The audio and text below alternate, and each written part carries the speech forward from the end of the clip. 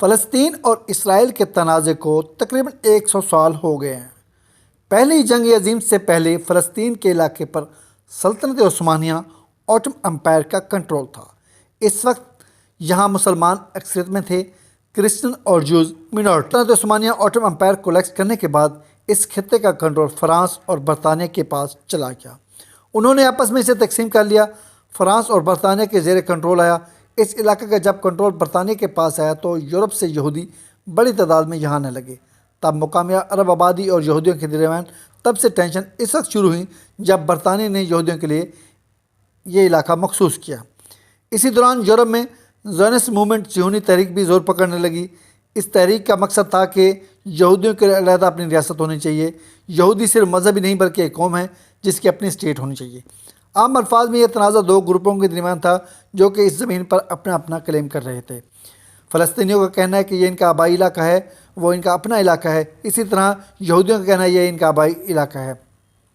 1920 اور 1940 میں یہاں یہودیوں کی آبادی بڑھنے لگی۔ دوسری جنگ عظیم کے بعد ہولوکاسٹ کے بعد یہودی اپنی جان بچانے کی خاطر یہاں فلسطین پہنچنے لگے، جو اس وقت برطانیہ کے کنٹرول کر رہا تھا۔ یہودیوں کی بڑھتی ہوئی آبادی کے باعث مقامی عرب اور یہودیوں میں تشدد بڑھنے لگا۔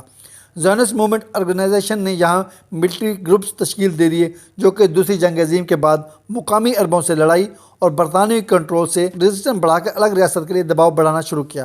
1947 میں مقامی عربوں اور یہودیوں کے درمیان تنازع بڑھنے لگا تو اقوام متحدہ نے ووٹنگ کے ذریعے فیصلہ کیا کہ ملک کو دو ٹکڑوں میں تقسیم کیا جائے، جس میں ایک یہودی ریاست ہو یعنی اسرائیل اور دوسری مسلم ریاست ہو یعنی فلسطین، جبکہ یروشلم یعنی بیت المقدس بین الاقوامی شہر ہوگا۔ اس تقسیم کا مقصد جوز کو الگ ریاست دینا اور فلسطین کو آزادی دینا تھا تاکہ اس پر کنٹرول پایا جا سکے۔ اقوام متحدہ پروپیگنڈا کے طور پر یہ پلان دیا گیا تھا جو کہ یہودیوں نے تو قبول کر لیا، لیکن مقامی عربوں نے اس پلان کو یہودیوں کی کالونیز کے طور پر دیکھا۔ عربوں سے ان کا علاقہ زبردستی لیا جا رہا ہے کہ مئی 1948 میں اسرائیل کا قیام ہوا تو اگلے ہی دن مصر، شام، اردن اور عراق نے حملہ کر دیا۔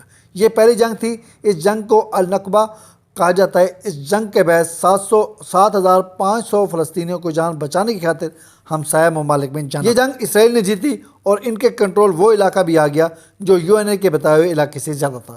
اس کے بعد اسرائیل پر تمام کنٹرول حاصل ہو گیا سوائے غزہ کے۔ غزہ کنٹرول میں تھا اور ویسٹ بینک جورڈن کے کنٹرول میں تھا۔ یہ شروعات تھی کئی دہائیوں کے درمیان عرب اور یہودیوں کے تنازع کی۔ اس دوران کئی یہودی عرب ممالک سے اسرائیل آ گئے۔ 1967 میں ایک اور جنگ کا آغاز ہوا جس کے نتیجے میں سیریا سے گولان ہائٹس، اردن سے ویسٹ بینک اور ایجپٹ سے غزہ اور سنائی کا کنٹرول آ گیا۔ فلسطین کی ٹیریٹری پر جب اسرائیل کو کنٹرول ملا تو ساتھ ہی وہ بسنے والے فلسطینی بھی حکومت کرنے لگا جس سے وہ کئی دہائیوں سے لڑ رہا تھا۔ 1973 میں ایجپٹ نے سیریا کو اپنا علاقہ چھڑوانے کے لیے اسرائیل پر حملہ کیا جسے یوم کپور جنگ کہا جاتا ہے۔ 6 سال بعد اسرائیل اور ایجپٹ کے درمیان امن کا معاہدہ طے پایا۔ سینائی ایجپٹ کو واپس لوٹا دیا گیا۔ جورڈن نے بھی کچھ عرصے بعد اسرائیل کو تسلیم کیا۔ ان علاقوں میں جس میں غزہ اور ویسٹ بینک شامل ہیں بہت سے فلسطینی اور ان کی نسلیں رہتی ہیں۔ اسرائیل کی جانب سے ان ریفیوجیز فلسطینیوں کو ان کے آبائی گھر نہ جانے دیا گیا۔ اسرائیل کا کہنا ہے کہ اس سے ان کی آبادی بڑھ جائے گی جس سے یہودی ریاست کو خطرہ کا سامنا ہوگا۔ اسرائیل اب بھی ویسٹ بینک پر قابض ہے، تاہم اس نے 2005 غزہ کی پٹی سے اپنی فوجیں نکال رہی تھیں، لیکن اقوام متحدہ آج بھی اس علاقے کو مقبوضہ مانتی ہے۔ اسرائیل پورے یروشلم کو اپنا کیپٹل مانتا ہے جبکہ فلسطینی اس کو پہلے سے اپنا یروشلم کا مستقل طور پر اپنا کیپٹل مانتے ہیں۔ گزشتہ 50 برسوں سے اسرائیلی ویسٹ بینک اور ایسٹ یروشلم میں اپنی اپنی سیٹلمنٹ بنا لی ہے جہاں اب 6 لاکھ یہودی آباد ہیں۔ ان یہودیوں کو سیٹلر بھی کہا جاتا ہے۔ اسرائیل کے قانون کے مطابق دنیا کے کسی بھی یہودی کو آٹومیٹک اسرائیل کی سٹیزن شپ مل سکتی ہے۔ انٹرنیشنل لا کے مطابق یہ سیٹلمنٹ انلیگل ہے۔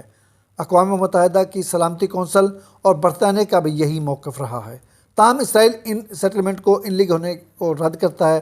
2007 میں غزہ کا اقتدار حماس نے سنبھالا جو فلسطینی کا حمایتی گروپ ہے۔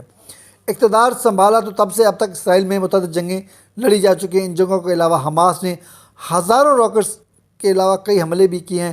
اسرائیل بھی حماس پر فضائی حملے کر رہا ہے جس سے سرکاری عمارتیں، رہائشی عمارتیں، ہسپتال جیسے تمام بلڈنگ کو نشانہ بنا ہے۔ 2007 سے اسرائیل نے غزہ کی پٹی کا محاصرہ کر رکھا ہے۔ ہزاروں فلسطینی اس جنگ میں اب تک شہید ہو چکے ہیں۔ غزہ میں مقیم فلسطینیوں کا کہنا ہے کہ اسرائیل کی جانب سے لگائی جانے والی پابندیوں اور زیادہ آباد علاقوں پر بھاری فضائی حملے بچوں اور عورتوں پر کیے جا رہے ہیں۔ اسرائیل نے غزہ کو کنٹرول کر کے پانی، خوراک، بجلی اور ادویات کو کنٹرول کر رکھا ہے۔ فلسطین اور اسرائیل کے درمیان اصل پرابلم کیا ہے؟ فلسطین ریفیوجیز جو اپنے گھروں کو لوٹنا چاہتے ہیں، ان کا کیا ہوگا؟ ویسٹ بینک میں یہودی سیٹلمنٹ کو ختم کر دینا چاہیے یا انہیں رہنا چاہیے؟ کیا فلسطین اور اسرائیل کو یروشلم شیئر کرنا چاہیے؟ اور سب سے اہم، کیا فلسطین کے ساتھ اسرائیلی ریاست کو بنانا چاہیے؟ دہائیوں سے چلنے والے فلسطین اور اسرائیل کے تنازع میں وقت سے یہ جنگیں اور کرائسس ہوتے رہتے ہیں۔ فلسطین، غزہ اور ویسٹ بینک اور حماس میں بسنے والے شہریوں کے لیے یہ پرتشدد بن چکی ہیں۔